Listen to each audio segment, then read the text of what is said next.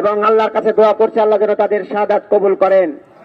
প্রিয় ভাই এবং বন্ধুগণ, এই জুলাই মাসেই আমাদের সেই জুলাই যোদ্ধাদের উপরে গোপালগঞ্জে যে নারকীয় তাণ্ডব করা হয়েছে, তাদের মঞ্চে আক্রমণ করা হয়েছে, তাদেরকে জানে মারার জন্য তারা আগুন দিয়েছে। এমনকি তারা যখন এসপি অফিসে প্রবেশ করেছিল আত্মরক্ষার জন্য, সেখানে অফিস ভাঙচুর এবং আগুন দেওয়া হয়েছে, টিওনার গাড়ি পোড়ায় দেওয়া হয়েছে, কারাগারে আক্রমণ করা হয়েছে।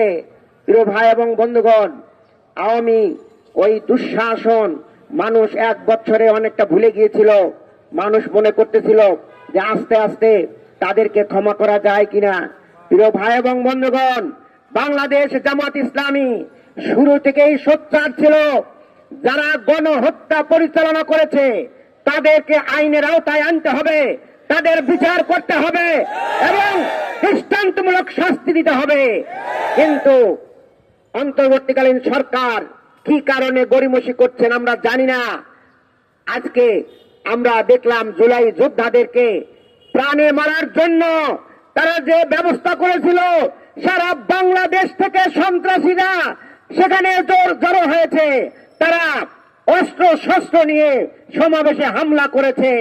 যে যোদ্ধারা সারা বাংলাদেশে সভা সমাবেশ করার অধিকার ফিরিয়ে দিয়েছে, তাদের সেই সভায় হামলা করেছে।